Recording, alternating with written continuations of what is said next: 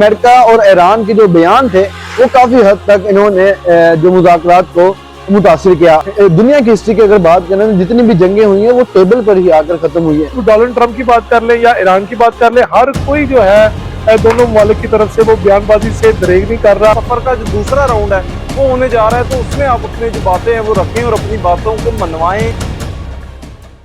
देखिए, ट्यूनिस हो, मराकेश हो, अमेरिका हो या ईरान हो, पाकिस्तान ने हमेशा अमन को प्रमोट करने के लिए अपना एक अहम किरदार अदा किया। और जिस तरह से हमने देखा कि गुज़िश्ता दिनों इस्लामाबाद में मुज़ाकरात के लिए पाकिस्तान ने सालिस का किरदार अदा किया, जिसमें अमेरिका और ईरान आमने सामने आकर बैठे।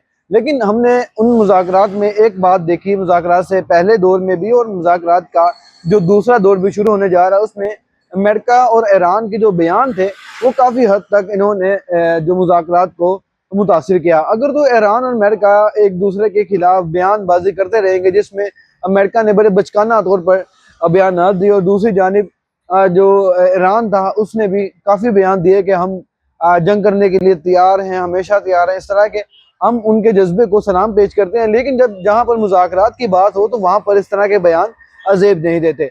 इस हवाले से मैं ईरान और अमेरिका दोनों को कहना चाहूँगा कि जब मुज़ाकरात हों तो अपने बयान को मतलब चुप कर जाएं, क्योंकि जितनी भी हमने दुनिया की हिस्ट्री की अगर बात करें तो जितनी भी जंगें हुई हैं वो टेबल पर ही आकर ख़त्म हुई हैं।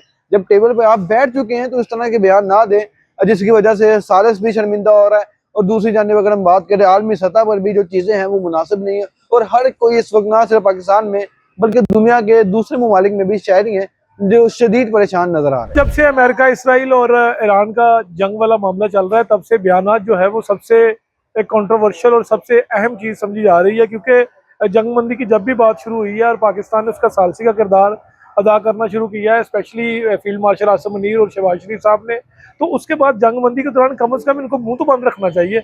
अब डोनाल्ड ट्रंप की बात कर ले या ईरान की बात कर ले, हर कोई जो है दोनों ममालिक की तरफ से वो बयानबाजी से दरेग नहीं कर रहा, बयानबाजी दिए जा रहे हैं। और इस तरह की सिचुएशन में जो है वो दूसरा दौर शुरू हो सकेगा, ये बड़ा मुश्किल नजर आ रहा है। खित्ते में जंग की सूरत हाल में पाकिस्तान का किरदार जो है वो नुमाया रहा है। स्पेशली जो फील्ड मार्शल आसिम मुनीर हैं, उनकी खिदमत इस हवाले से जो है वो दीदनी है। और इस सारी सूरत हाल में इस वक्त जो इस्लामाबाद में दूसरा मुज़ाकरात का राउंड होने जा रहा है, तो यकीनी तौर पर ये पाकिस्तान के लिए फख्र की बात है। लेकिन दोनों ममालिक के लिए मैं यही कहना चाहता हूँ कि आप दोनों आपस में बयानबाजी से जरा गुरेज करें। जो भी बातचीत है, जो भी मामलात है, वो टेबल पर बैठकर, जिस टेबल तक आपको पाकिस्तान के जो फील्ड मार्शल साहब और प्राइम मिनिस्टर साहब लेकर आ गए हैं, उस टेबल का पहला राउंड जो आपने बखूबी अच्छे तरीके से तय पा लिया, तो अब दूसरा जो सफर का जो दूसरा राउंड है वो होने जा रहा है, तो उसमें आप अपनी जो बातें हैं वो रखें और अपनी बातों को मनवाएं, अपनी बातें आपस में क्लियर करें, ताकि जो आपसी ये बयानबाजियां हैं इससे जो मजीद मामला खराब ना हो। वो दोनों ममालिक के जो शहरी हैं उनको मजीद मुश्किलात में डालने से बेहतर है कि अपनी अनाओं को जरा काबू में रखें और बात जो है वो बैठकर हल कर लें।